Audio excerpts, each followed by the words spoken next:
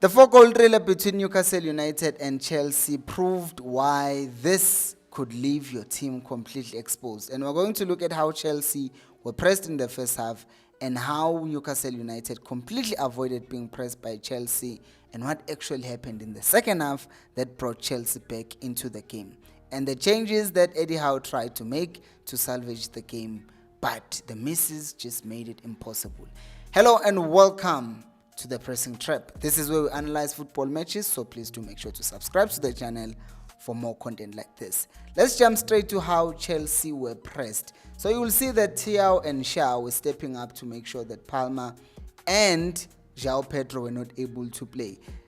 Newcastle United were very comfortable with having their centre-back step up, and this basically neutralized two players who are able to get Chelsea ticking. We know that João Pedro plays as a 9 for Chelsea, but sometimes he plays as a 10. So linking up and being a playmaker is his thing. So neutralizing Palmer and also doing the same thing with João Pedro. So let's look at how Newcastle United scored their goal.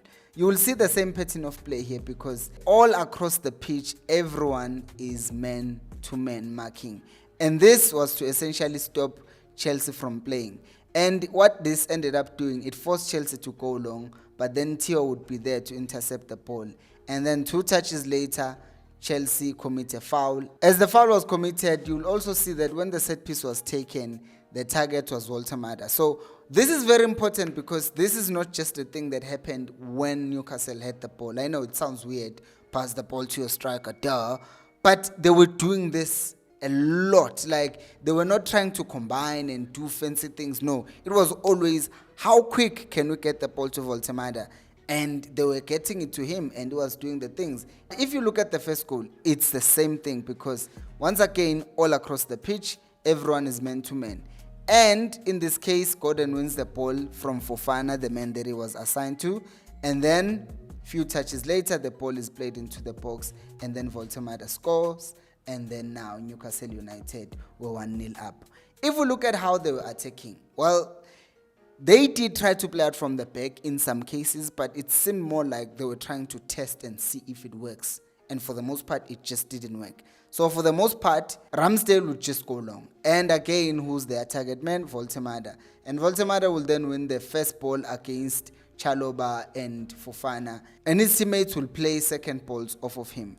And sometimes it didn't even have to be aerial ball because Ramsdale would just play the ball on the ground and then Voltemada is very great on his feet as well. So he'd go and collect the ball and attacks would start from there.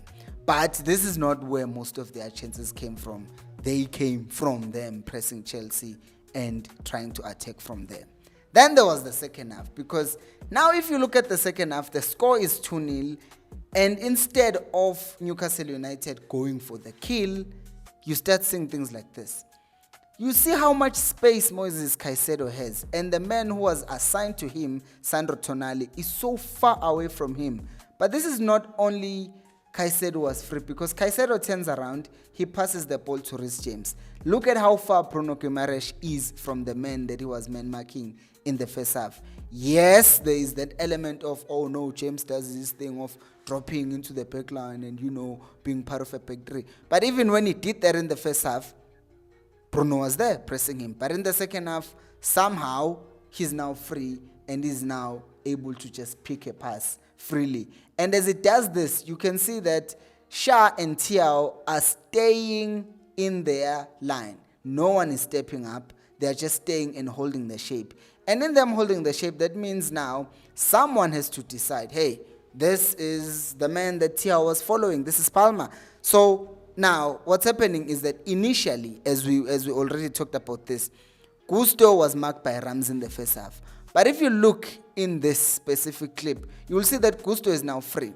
But he wasn't free initially because Ramsey was with him. So he's late to arrive on Palmer in this case because he's coming from tracking Gusto. And as this happens, he's late, right? So that means Palmer is temporarily free. And as Ramsey panics, he just knocks him down and then they commit a foul, which then leads to that good free kick. And then you'll see that in the second half, this continued to be the case, even when the score was 2-1. They still just let Caicedo be free, and Caicedo just get the ball and start dictating things from there. But also, another thing that Chelsea did was, these guys played long balls in the first half. But also, what's very important is Chelsea would have been told, look, these guys are pressing us, so let's just go long a bit more. So that's exactly what they did, because in most cases now, Chelsea, just like Newcastle in the first half, were just going long over and over again. And you will see this, that even though they didn't win the first ball, because Shah and Tia were very good aerially, but they were there to win the second balls. And in this case, for this goal, the second goal, Pedro, I don't know, what in the Brazilian did Pedro do here? He controls with his head and leaves Tao down, and then he goes on and then he scores a goal. When the three men came in Elanga, Barnes and Wissa, you will see that there were good chances that they got. First of all, you have Barnes getting this chance, but James recovers nicely. And then you have Barnes again missing a chance in the back post. And then on top of that, you have Elanga was just supposed to roll the ball across, but he decided to be selfish and go for himself, and then he missed. So Newcastle could have won this game still, but it's just that it feels like the pressure and the intensity that Chelsea brought in the second half left them for dust. If you have not subscribed to the channel, do make sure to subscribe. Thank you so much for watching. If you enjoyed this video, then you like this one where I talk about why Bruno Fernandes is being hated for no reason.